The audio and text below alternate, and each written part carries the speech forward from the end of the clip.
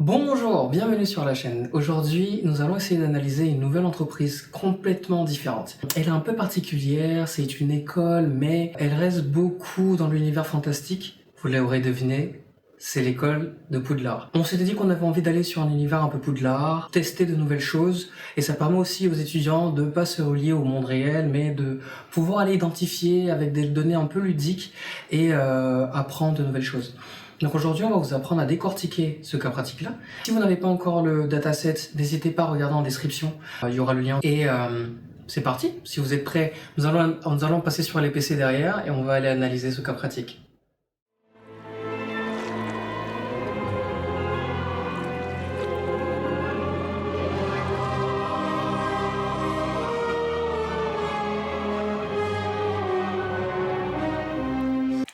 Pour pouvoir travailler sur ce dataset, je vous présente un petit questionnaire que j'ai préparé. Il y a environ une vingtaine de questions à l'intérieur. Nous, pour commencer, on va se focaliser dans cet épisode uniquement sur le premier pavé, à savoir effectif et répartition. Il y a 7 questions à l'intérieur qui se focalisent principalement sur la répartition des effectifs et la répartition des âges. Une fois que ce cas y sera traité, nous pourrons, dans un épisode 2, potentiellement aller sur le deuxième pavé, puis le troisième pavé, etc., etc. Moi, à chaque fois que je dois démarrer et commencer à auditer les données, ce que je fais, c'est que je regarde la répartition des colonnes. Donc là, vous voyez à l'écran une capture d'écran des différentes colonnes qui sont à l'intérieur du fichier, leur intitulé, et aussi un exemple de données qui sont à l'intérieur. Donc, prenez le temps, regardez un peu les données, et une fois que vous êtes prêt, c'est parti. On va basculer sur ce dataset là et regarder maintenant comment le construire. Donc première étape, on se dit bon voilà, on va commencer par importer les données, c'est super important. Donc là je clique sur ce bouton là. Je lui dis, mon fichier, je sais que c'est un fichier CSV, donc je lui dis texte CSV, se connecter, il va aller chercher dans mes différents fichiers, je prends le fichier qui m'intéresse, hein. Moi c'était le fichier le plus récent. Les paramètres qui sont en haut, on n'a pas besoin de les toucher, mais je vais vous expliquer quand même à quoi ils correspondent. Le premier, c'est l'origine du fichier, c'est-à-dire quels sont les paramètres régionaux de votre PC. Si vous êtes un PC anglais, on va changer les différents paramètres. Si vous êtes sur un Mac, vous pouvez changer directement ici. Ensuite, au niveau du délimiteur, vous savez, dans les fichiers CSV, on peut avoir des délimiteurs point virgule, virgule, on peut avoir des tabulations. Donc moi, j'ai préféré prendre un fichier à virgule, mais si jamais j'avais un fichier point virgule, j'aurais cliqué ici, point virgule. Là, on voit que si je lui dis que le délimiteur c'est point virgule, il met tout dans une seule colonne. Tout simplement parce que il n'arrive pas à comprendre les données qui sont à l'intérieur. Il se dit, mais je retrouve pas de point virgule, donc j'arrive pas à séparer tes colonnes. Donc là, si je reviens sur les virgules, voilà, il arrive à me scinder directement en colonne. Après, ici, c'est les détections de type de données. On peut lui dire, selon le jeu de données complet. Moi, je pense que si on se limite aux 200 ou 100 premières lignes, c'est pas méchant, ça marche très bien. Maintenant, on a deux options. Soit on lui dit charger parce qu'on lui fait confiance, on sait comment il va intégrer les données. Ou on peut lui dire transformer les données. Dans un premier temps, moi, je pense que c'est bien d'aller dans transformer les données. Comme ça, je vous présente l'interface très rapidement. Donc là, une fois qu'on est dans l'interface, regardez, sur la droite ici, on a ce qu'on appelle les étapes appliquées. C'est toutes les étapes de transformation que Power BI il a appliquées lui-même. On va aller sur la première étape, qu'il a appelée source. Donc là, c'est au niveau de l'import des données. On voit que ça ressemble au fichier CSV qu'on a téléchargé. La deuxième étape, il a fait en tête promue, c'est-à-dire il a passé, si on revient sur l'étape source, regardez ici, la première ligne ici c'était marqué année des employés, en fait ce sont nos en-têtes de colonne dans le fichier CSV. Et donc, avec l'étape en tête promue, quand on clique dessus, il met cette première ligne-là comme en tête dans Power Query. Il met ce truc-là comme en tête de colonne pour que lui il sache que la première colonne, au lieu de l'appeler colonne 1, il va l'appeler année, comme c'est dans le fichier CSV. Si on n'avait pas mis cette étape-là, il aurait appelé colonne 1, 2, 3, 4, 5, jusqu'à la dernière colonne. Il aurait créé des noms de colonnes et qu'il aurait numéroté. Une fois que ça c'est fait, on passe à la dernière étape, type modifié. Il essaie de détecter qu'est-ce qu'on a comme données. Il dit année, je vois que ce sont des chiffres, donc il va mettre des chiffres entiers. ID employé, il voit que c'est quand il écrit ABC, ça veut dire que il a reconnu que c'était du texte. Date, il a mis un calendrier pour dire que lui reconnaît que c'est une date. Ancienneté, voilà, etc. Et par contre, il y a une donnée qui me chafouine un peu, c'est qu'il a passé les ETP en tant que du texte. Sauf que moi, les ETP, c'est une donnée, c'est un nombre. que je souhaite utiliser. Et comme c'est un nombre décimal, donc on voit ici à l'intérieur 0,8, 0,9, 1, etc. Pourquoi est-ce qu'il n'a pas pu reconnaître que c'était un nombre et pas un texte? Tout simplement parce que le fichier était généré sur un PC où les données étaient en anglais. Donc il a écrit 0,8 et comme on est dans un système régional français sur le PC sur lequel je suis actuellement, il reconnaît pas, il se dit vu qu'il y a un point, ça doit être une donnée texte. Donc pour ce faire, je vais sélectionner ma colonne ETP, je fais un clic droit dessus, je vais dire remplacer les valeurs. Vu que là, je sais que ce sont des points que je dois remplacer, donc je vais lui taper point ici, et je vais lui faire remplacer par une virgule. Voilà. Je lui dis OK. Et là, en lui disant OK, ce qui se passe, c'est que voilà, on peut voir à l'intérieur des colonnes qu'il a passé le point en virgule. Maintenant, ce que je vais lui dire, je vais essayer de lui forcer la main en lui disant, bah voilà, maintenant, ce sont des données numériques. Donc si je clique sur le petit ABC qui est ici, je vois un nombre décimal, je clique dessus. Maintenant, il y a une deuxième manière de faire, c'est de se dire, bah, je vais l'en transformer. Et ici, au niveau de transformer, il y a un truc qui s'appelle type de données. Là, ici, comme ça. Et donc, je peux cliquer dessus et je choisis le type de données qui m'intéresse. Bon, nous, ce qui nous intéresse, c'est un nombre décimal. Donc, on va cliquer sur nombre décimal. Et voilà, je regarde rapidement au niveau des autres données. Ça me paraît cohérent. Donc, je vais lui dire OK. Je retourne dans accueil et je lui dis fermer et appliquer. Hop. Et donc là, il va mouliner un peu. Si jamais il ne charge pas, vous cliquez sur appliquer les modifications. J'ai profité pour afficher ici sur la gauche l'énoncé et sur la droite le Power BI. Comme ça on a les deux éléments et on peut bosser tranquillement. Donc ici déjà la première chose que je vais commencer à faire, je sais pas pour vous mais moi je trouve que c'est un peu long le nom qui était proposé pour la table. Donc ce que je vais faire c'est que je vais la renommer. Je vais l'appeler table ref. Hop, j'ai nommé table ref, tac. Je vois bien qu'il a modifié sur la droite ici. Table ref a été modifié. Maintenant, la première chose que je vais faire, c'est de créer une nouvelle table. Pourquoi est-ce que je fais ça? En fait, j'ai envie d'avoir une table dans laquelle je vais mettre toutes mes mesures. Toutes les mesures qu'on va créer seront uniquement dans une table. Donc là, je vais l'appeler mesure. Mesure égale, voilà. Je vais mettre un S. Hop. Et donc, quand j'aurai besoin de créer une mesure, je vais venir ici, au niveau de mesure, tac, clic droit, nouvelle mesure, et je vais l'intégrer dedans. Et je veux garder ma table ref le plus propre possible. Donc, là, quand je regarde mes différentes colonnes, c'est effectivement les différentes colonnes que j'avais dans mon fichier source, et ce sont les différentes colonnes qu'on avait vues tout à l'heure quand je vous ai présenté le dataset. Donc on va commencer par la question 1. Bon, déjà, on peut se dire que on va nommer la page comme la section. La section, elle s'appelle effectif et répartition. Répartition. Voilà, hop, entrée. Et donc ici, je vais générer mes différents visuels. On me demande, première question, quel est l'effectif total HC chaque année? Vu que c'est chaque année, il y a deux écoles. Soit j'ai envie de faire un graphique qui évolue d'année en année, ou sinon j'ai envie de faire un graphique, comme je vous ai présenté dans l'exemple de départ, un graphique dans lequel je vais sélectionner l'année qui m'intéresse et avoir les différents KPI qui vont être affichés. Je vais privilégier l'option 2 parce que je pense que c'est celle-là la plus dynamique, enfin moi je trouve en tout cas. Donc on va commencer par créer un segment dans lequel on va mettre année. Ceux qui ont la dernière version de Power BI, vous avez ce truc là qui s'appelle segment de bouton. Donc sur la dernière ligne, vous voyez avec un segment avec un éclair. Ceux qui ne l'ont pas, donc sur la dernière ligne en partant de la gauche, c'est le troisième bouton. Ceux qui ne l'ont pas, vous avez en partant du bas la troisième ligne et le troisième bouton, c'est celui-là que vous utilisez. Vu que moi je l'ai, je ne vais pas m'en priver, je vais prendre segment de bouton, celui avec un éclair, et je vais mettre mes années. Donc ici vous voyez dans visualisation, je mets dans champ. Je vais le personnaliser un peu plus. Pour ce faire, je clique ici sur mettre en forme votre visuel l'élément avec le pinceau. Je clique dessus. Général, je vais supprimer le titre parce que ça m'intéresse pas. Les icônes aussi, je peux les retirer parce que voilà, j'en ai pas besoin. Objet visuel, je vais aller dans paramètres du segment. Je veux juste une sélection simple, c'est-à-dire à chaque fois que je clique sur un objet, j'ai que cet objet-là qui est sélectionné. On peut forcer la sélection, comme ça oblige à choisir une année et pas toutes les années en même temps. Tac, on va prendre au niveau de la forme, je vais prendre des rectangles à coins arrondis. Voilà. Disposition. Et là, je vais venir, je vais compter, je crois que j'ai 1, 2, 3, 4, 5. J'ai 5 années. Donc, je vais lui dire nombre maximum de lignes 1 et nombre de colonnes affichées 5. Donc là, il fait un truc un peu ramassis, donc c'est pas grave. On va venir l'étendre au maximum. On peut fermer ici, tac. On va l'étendre au maximum pour avoir le format qu'on souhaite. Hein. Moi, je souhaite un truc un peu allongé, comme des touches un peu de piano. On va dire que le thème de ce Power BI là, c'est un peu de bleu. Je sais pas trop c'est quoi le thème Harry Potter pour être honnête, vu que normalement dans Harry Potter il y a 4 écoles et on choisit un peu les couleurs qu'on veut. Donc moi j'ai choisi le bleu, mais on peut dire qu'on peut partir sur du rouge si vous préférez. Donc là on va dans bouton. Donc on va cliquer sur état par défaut. J'ai envie que quand le bouton il est sélectionné, il ait une couleur différente. Donc j'ai cliqué sur état sélectionné, je vais dans remplir et là vous voyez que la couleur elle est noire et donc je vais lui dire par exemple ce rouge là, enfin je sais pas, ça fait que quand je vais sélectionner les années, tac, il va me mettre une couleur en particulier. On me demande donc ici quel est l'effectif total head count. Donc head count c'est vraiment compter une personne. S'il y a 100 employés, je dis qu'il y a 100 employés.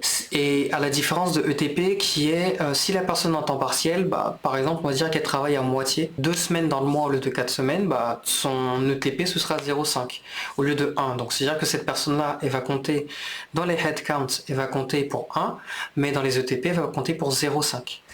Donc on va créer une mesure effectif total HC. Donc je viens dans l'onglet données, dans ma table mesure, je fais clic droit et je fais nouvelle mesure. Et donc là à ce moment-là, je vais l'appeler effectif total entre parenthèses HC égale.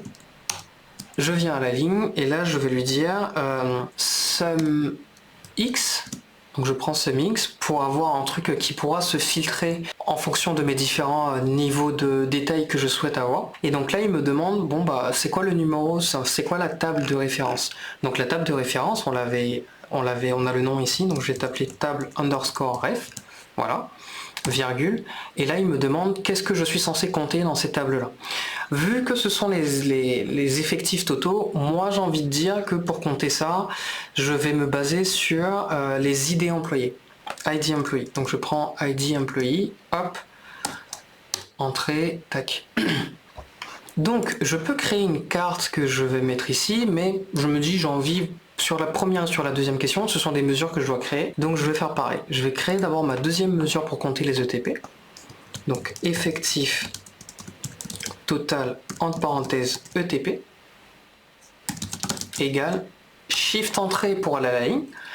Et une fois que je suis à la ligne, je vais lui dire quoi? Je vais lui dire pareil, sum x de donc table ref, voilà, virgule, et je lui demande quoi? J'ai envie de lui dire que je vais récupérer, j'ai une colonne ETP normalement, ouais, elle est là, ETP. Donc là je lui tape ETP.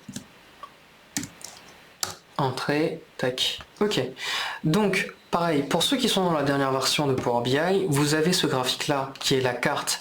Donc c'est marqué, pour que vous repériez, c'est marqué 1, 2, 3 à l'intérieur. Et donc la carte nouvelle, c'est celle qui a un éclair. Moi je vais l'utiliser parce que la carte nouvelle, en fait, elle permet d'intégrer plusieurs éléments et elle est nouvelle, donc elle a plusieurs fonctionnalités qui sont nouvelles.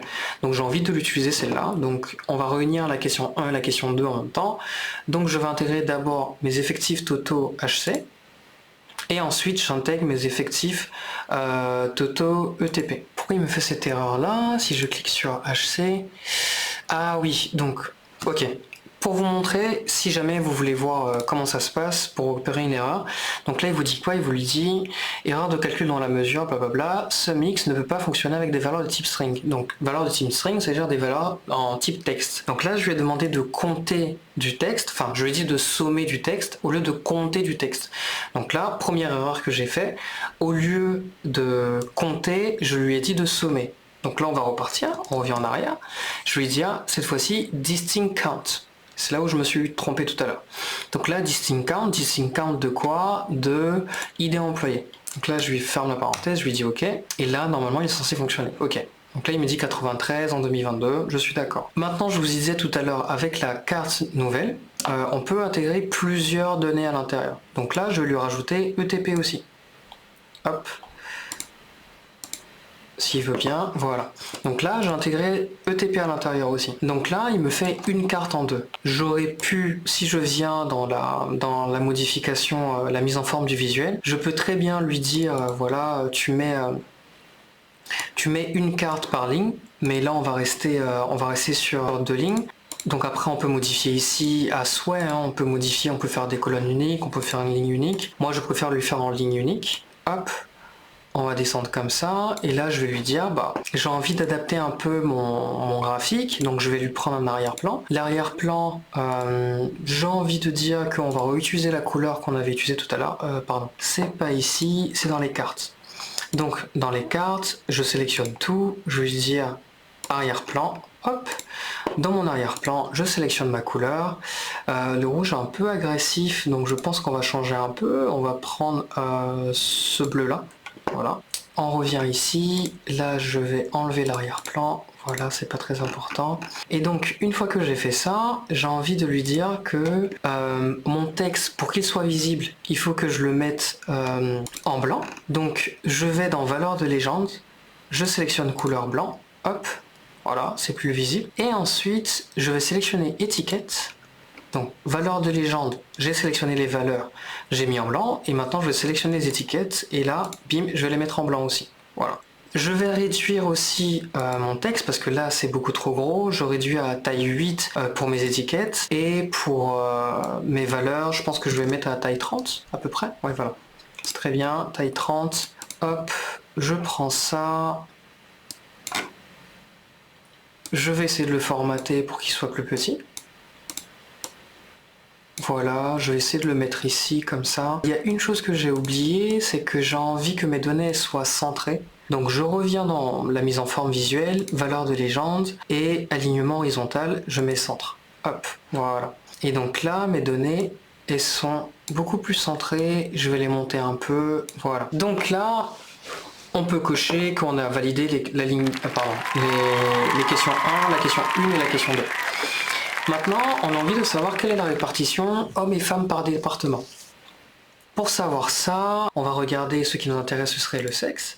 Ce serait aussi d'obtenir le département et d'avoir le nombre d'effectifs vraiment unitaire. Donc une personne compte pour 1, donc c'est les head count. Il faut comprendre la head count. Pour BI, ce qui se passe, c'est que quand on lui sélectionne les données, lui il va essayer de sélectionner le visuel qui correspondrait le plus, ou du moins le mieux, à la donnée qu'on souhaite afficher. Donc pour lui, avec les données qu'on a sélectionnées, ce serait un tableau qui correspondrait le mieux. J'ai envie de dire que non, c'est pas ça qui m'intéresserait, j'ai envie d'avoir quelque chose de plus graphique, plus visuel. Donc on va aller plutôt vers la première ligne, donc on clique bien sur le tableau qui est là, et on va changer le visuel pour prendre celui qui nous intéresse le plus. Quand on regarde sur la première ligne, on a des graphes ici qui sont en bas, des graphiques en bas. Et donc je peux prendre celui-là, c'est un graphique à barres empilées, ou sinon je peux prendre celui-là qui est pareil, c'est plutôt que les données soient empilées les unes après les autres, et cette fois-ci elles sont groupées. Les deux sont ok, mais moi je préfère le premier, à savoir le graphique à barres empilées. Une fois qu'on a pris ça, vous voyez que là c'est marqué femme, ici c'est homme je suppose, et nous ils nous ont empilé les différents départements. C'est pas exactement la vision qu'on voulait, c'est plutôt le contraire qu'on souhaite. Donc on va plutôt prendre les départements et les mettre en axe Y, et prendre les sexes et les mettre en légende. Donc une fois que c'est fait, on va essayer de rogner un peu le graphique pour le mettre à la bonne taille. J'ai un peu trop zoomé, voilà. Donc on va prendre ça comme ça. Hop, on va essayer de l'agrandir, le mettre jusqu'en haut ici. J'aimerais aussi afficher les chiffres, parce que là, je suppose que c'est du 50-50, mais non, même pas, parce que quand je passe ma souris dessus, je vois que les hommes, ils sont 8, et les femmes sont 5. Donc c'est pas vraiment de 50-50, donc j'aimerais avoir en lecture directe les chiffres. Donc pour ce faire, je vais venir là, et je vais lui dire, étiquette de données, il est décoché. Donc je vais le valider. Donc là, il m'affiche 8 pour les hommes, 5 pour les femmes. Ensuite, moi, j'ai envie d'avoir également le total. C'est-à-dire 8 plus 5 ça me fait 13, donc j'aimerais savoir que botanique c'est directement le département le plus peuplé et savoir c'est quoi le total de ces départements là. Donc on va venir rajouter ici avec nom total étiquette, on clique dessus, ça nous rajoute un petit texte. Donc nous on va personnaliser un peu ce petit texte là, je vais l'agrandir un peu, je le mets en taille 10, je vais prendre un arrière-plan, hop, et l'arrière-plan, je pense qu'on va mettre sombre, tout noir, on descend la transparence et on va changer la couleur du texte, on va mettre en blanc. Voilà. Donc j'ai mis la couleur noire au-dessus et j'ai mis transparence 20%. Hop, transparence 20%. Et comme ça, ça me donne à chaque fois, pour chacune des lignes, ça me donne en lecture directe l'effectif total. Ensuite, ce que j'ai envie de faire, c'est de me dire que les différentes barres, j'ai envie de changer les couleurs. Donc pour les hommes, je vais prendre du bleu foncé, donc on va dire celui-là. Finalement j'ai pris pour les femmes, bon c'est pas grave. Et je vais sur les hommes et je vais prendre un bleu moins foncé. Donc j'ai pris celui-ci. Hop, voilà.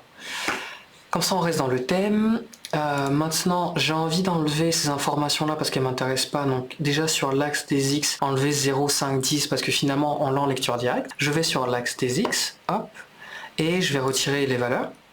Et je vais effectivement retirer le titre aussi, parce que finalement, ça se lie assez bien. Ensuite, je vais aller dans la légende, et je vais plutôt retirer le titre, parce que juste les pastilles suffisent à dire si c'est homme ou femme. Et je vais repositionner ces pastilles-là, donc les pastilles qui sont ici, femme, homme, là, je vais le repositionner, j'ai envie de le mettre centre-bas. Voilà. Comme ça, quand je regarde en bas, je vois directement que femme, homme, c'est là. Une fois que c'est fait, donc on a notre troisième graphique qui est créé.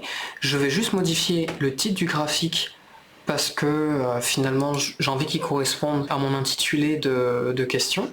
Donc je modifie, je vais dire répartition homme-femme par département. Voilà. Je vais le centrer et je vais le mettre en italique. Je peux baisser un peu la police, on va la baisser à 10. Voilà, hop, ça me donne ça. Maintenant, on va s'occuper de la quatrième question. La quatrième question, je pense qu'on peut l'avoir en lecture directe. On demande quel département a le plus fort effectif. Je vous laisse regarder directement avec ce graphique-là, vous pourrez le voir, et n'hésitez pas à le mettre en commentaire, quel département vous pensez a le plus gros effectif. En cinquième question, quelle tranche d'âge est la plus représentée?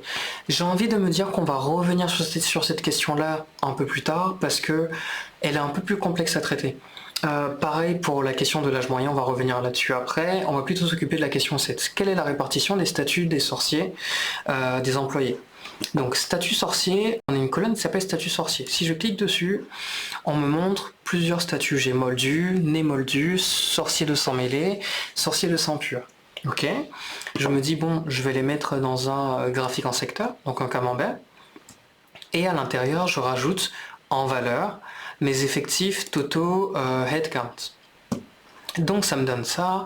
J'ai envie que les données soient un peu plus différentes, c'est-à-dire plutôt que d'avoir une légende, j'ai envie d'avoir les données directement dans mon camembert.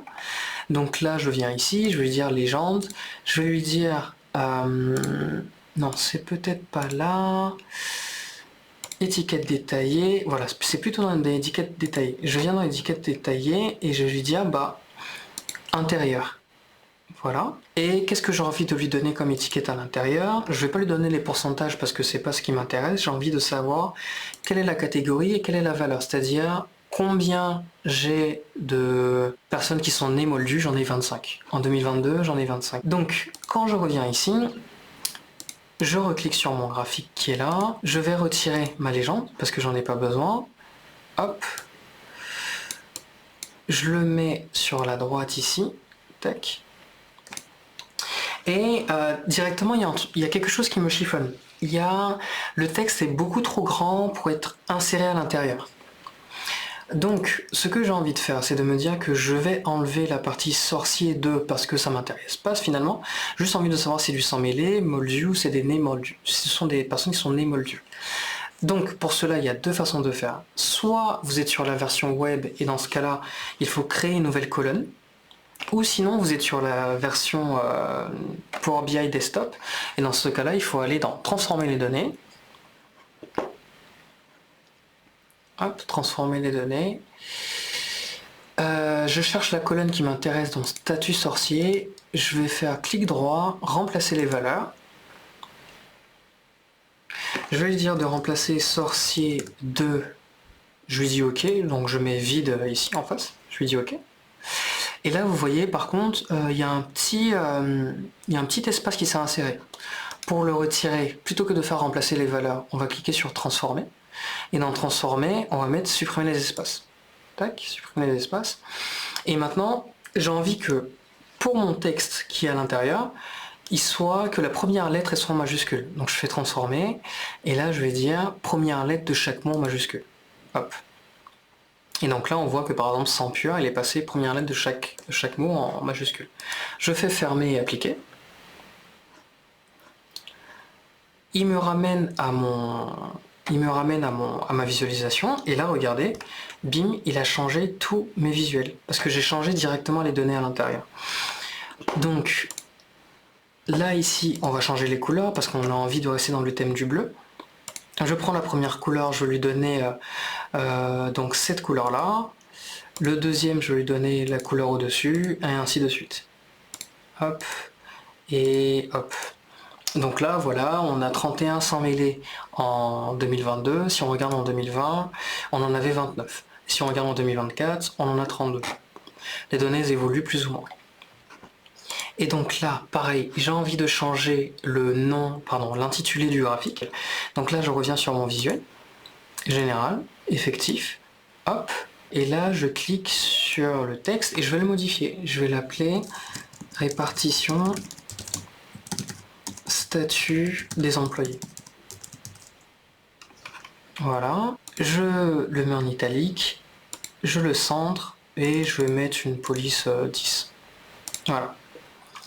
Donc, j'ai mon répartition du statut des employés qui est définie. Maintenant, nous allons nous occuper de calculer les âges moyens et les tranches d'âge. Maintenant, pour s'occuper de tout ce qui est âge moyen, tranche d'âge, je regarde dans mon dataset s'il y avait déjà directement une valeur d'effectif qui était calculée, pardon, une valeur d'âge qui était calculée, je l'aurais directement intégré dans mon graphique, dans ma visualisation, pardon.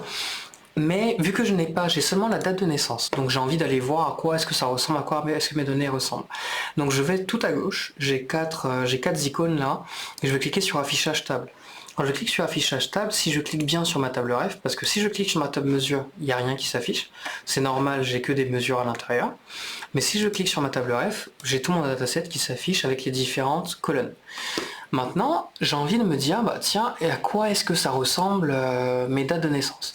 Bon, là je vois vendredi 1er janvier 2026. Ok, super. Et je vois par contre que j'ai différentes années de présence. Donc j'ai envie de me dire que pour chacune de ces années de référence là, j'aimerais calculer un âge qui correspondrait. Donc la première fois, j'ai envie de faire sur cette personne-là, 2020 moins 1926, 2022 moins 1926, etc., etc. Pour ce faire, on va créer une nouvelle colonne qu'on va appeler âge. On fait âge égal. On va à la ligne. Et là, je vais lui dire, je prends année. Donc table ref année. Je lui dis moins. Et là, ce qui est génial avec Power BI, c'est que j'ai deux manières de lui donner l'année. Soit ma date de naissance, c'est bien une date, et du coup dans ce cas-là, Power BI propose directement de récupérer la partie année seulement de la date de naissance. Donc par exemple, si je tape date underscore naissance, je sélectionne ça, il me propose ici, donc si je fais point, il va me proposer entre guillemets, entre accolades, année, date, jour, mois, etc. Si j'ai pas besoin de prendre une de ces données agrégées, je peux lui dire table de référence table de référence année moins table de référence date de naissance, mais regardez, il me donne une date qui n'est pas bonne du tout, parce que il n'a pas comparé une année avec une année. Donc là, si je change et que je lui dis table ref date naissance point année, et que je lui dis entrée, là, quand on regarde sur la droite, il nous dit 94 ans, 96 ans, 97 ans. Et si vous voulez faire le test, je peux prendre ma calculatrice.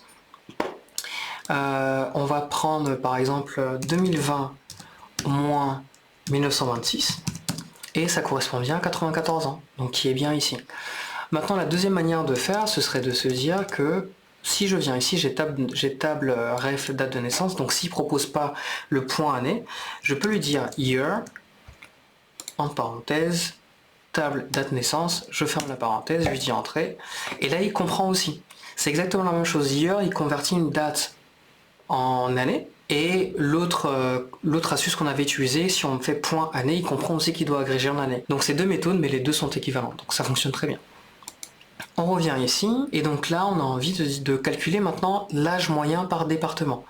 Donc on va créer une nouvelle mesure, donc on vient sur nos tables de mesure, on fait clic droit, nouvelle mesure, hop, et on va écrire âge moyen égale, et là on va dire average Moi j'aime bien utiliser average x, sum x, etc. parce que ce sont des fonctions sur lesquelles on peut appliquer plusieurs niveaux de filtre. Dans ce cas-là, on n'en a pas vraiment besoin, mais j'aimerais bien par habitude utiliser ça. Donc la première chose à lui transmettre, c'est de savoir c'est dans quelle table se trouve la donnée. Donc non, c'est dans table ref, virgule, et maintenant je lui dis que c'est âge. Donc table ref, âge. Je ferme la parenthèse, je lui dis entrée, et là il va me calculer mon âge moyen. Donc quel est l'âge moyen par département? L'âge moyen par département, je peux créer un graphique, je fais âge moyen, je mets département, ils sont là les départements, voilà. Pour rester toujours dans l'esprit de ce qu'on avait fait auparavant, je peux me mettre en empilé comme ça. Hop. Je vais retirer mes titres sur mes différents axes. Hop, valeur et titre. Voilà. Je vais dans général au niveau de mon titre, âge moyen par département. Finalement, il est très bien. Je vais le centrer, je vais baisser en 10 et je le mets en italique. Je reviens dans mon objet visuel. Et là, cette fois-ci, je vais aller dans mes barres pour changer la couleur en fait de mes barres. Et je vais prendre le premier bleu. J'ai envie d'afficher en lecture directe mes différents âges moyens. Je vais prendre étiquette de données et j'ai envie de lui dire que mes étiquettes, elles vont être en intérieur centre. Donc voilà, elles sont centrées ici. Et je peux les mettre en gras par exemple pour qu'elles soient plus visibles. Ok, voilà. On voit que l'âge moyen dans les différents départements il est très disparate et le département qui a l'âge moyen le plus grand c'est le département de la défense contre les forces du mal. On se demande pourquoi. Enfin, on a une dernière question qui est quelle tranche d'âge est la plus représentée? Pour faire ça, on peut déterminer des différentes tranches d'âge. On a une fonction en fait sur Power BI qui permet de grouper des données. Donc si je sélectionne âge, je vais lui dire groupe de données. Donc je sélectionne âge, au-dessus il y a dans le ruban il y a marqué outils de colonne, je sélectionne groupe de données, je fais nouveau groupe de données, là je vais lui marquer tranche d'âge, je mets volontairement pas les accents, je veux le faire par compartiment, et dans mes compartiments je vais lui définir la taille de mes compartiments. En fait on a deux options, soit on fait un nombre de compartiments, soit on lui dit taille de compartiment. Taille de compartiment c'est de lui dire entre tel âge et tel âge, enfin regroupe-les par 10, par 11, par 15, par 20. Nous ici on va regrouper par 15. On va lui dire voilà, 15. On lui dit OK. Et moi j'aime bien tester mes données avant de les appliquer. Donc là je vais créer une nouvelle page et je vais aller tester maintenant quelles sont les données qui sont à l'intérieur. Donc là si je clique sur tranche d'âge, il me dit 15, 30, 45 jusqu'à 195, ok, c'est exactement ce qu'on voulait. Et je vais lui mettre mes âges à l'intérieur maintenant pour voir si ça correspond vraiment à ce que je voulais. Là, vous voyez quand on a cliqué, il m'a mis une somme d'âge. Bon, c'est pas ça qui m'intéresse. Je vais lui dire ici, donc je clique sur la petite flèche qui descend et je vais lui dire ne pas résumer. Hop, pour qu'il m'affiche des âges distincts en fait. Donc là, on voit que dans la tranche 15, en fait, il a mis de 23 jusqu'à 29 ans, on va dire. Dans 30, il a mis de 30 jusqu'à 44, ainsi de suite. Donc si on regarde la tranche 15, elle va s'arrêter à 29, donc le chiffre qui est avant la tranche au-dessus. Une fois que ma tranche d'âge, elle est bonne, elle a été calculée, je vais faire des regroupements. Donc là, je vais rajouter une nouvelle colonne. Cette colonne, je vais l'appeler tranche d'âge synthétique. Voilà, et je vais utiliser la fonction switch. La fonction switch, en fait, on lui donne une expression. Donc on va lui dire, par exemple, dans switch, je vais lui dire que l'information, l'expression de référence, ça va être la tranche d'âge. Donc qu'on a créé tout à l'heure. Donc je lui fournis tranche d'âge. Voilà. Je repars à la ligne, et tout à l'heure, ce qu'on s'était dit, c'est que quand on regarde les tranches d'âge, on voit que 15, ça va de 15 ans. Bon, là, dans ce fichier-là, les âges, ils commencent à 23 ou 24 ans, donc du coup, la première valeur, c'est 24. Mais les compartiments qu'on a fait, c'est de 15 en 15. Donc, de 15, il va de 15 à 29, 30, il va de 30 à 44, etc., etc. Donc, je sais que s'il voit 15 dans tranche d'âge, alors il faut qu'il me marque inférieur à 30. Donc ça correspond à la catégorie des personnes qui ont inférieur à 30 ans. Pareil, si je lui prends 30, et on va faire ça de 15 en 15, 30 ça va correspondre à 30 à 44. Et j'avance ainsi de suite. Je lui donne 45, qui va correspondre à 45 jusqu'à 59. Et après, Switch il est très bien fait parce que si jamais on ne lui fournit pas de données, ou si jamais il ne trouve pas de données qui remplissent ces conditions qu'on a remplies au préalable, c'est-à-dire une valeur qui correspond ni à 15, 30, 45, 60, 75, il se dit que cette valeur-là, ça doit être une valeur par défaut. Et donc, comme valeur par défaut, on va mettre supérieur à 90. Donc on va lui dire OK. Pas souci de vérification, je vais glisser mes tranches d'âge synthétiques dans mon tableau pour vérifier rapidement. Et donc je vois bien que ici, inférieur à 30, on n'a bien que des âges inférieurs à 30 ans. 30-44, pareil, ça s'arrête à 44 ans. Et je regarde pour le coup ceux qui sont supérieurs à 90, et c'est bien supérieur à 90 ans. Je repars dans mon effectif et répartition, sur ma feuille effectif et répartition. Je vais prendre un entonnoir, un graphique en entonnoir, donc je clique n'importe où sur la page, je sélectionne un graphique en entonnoir. Je prends mes tranches d'âge synthétiques, je vais lui rajouter mes head counts à l'intérieur en valeur. On va rogner le tableau, enfin la visualisation pour qu'elle corresponde bien à ce qu'on cherche. Je vais changer le titre ici, répartition de l'effectif par tranche d'âge. Voilà, on le met en police 10. On va le mettre en italique, on le centre. Je repars dans l'objet visuel. Au niveau des couleurs, j'ai envie de faire une mise en forme conditionnelle cette fois-ci. J'ai envie de me dire que plus la tranche d'âge elle est représentée, c'est-à-dire plus elle contient de valeur, plus visuellement le résultat sera foncé. Donc pour ce faire, on clique sur le petit f de x qui est sur la droite. Style de mise en forme, je vais dire que je vais faire un dégradé.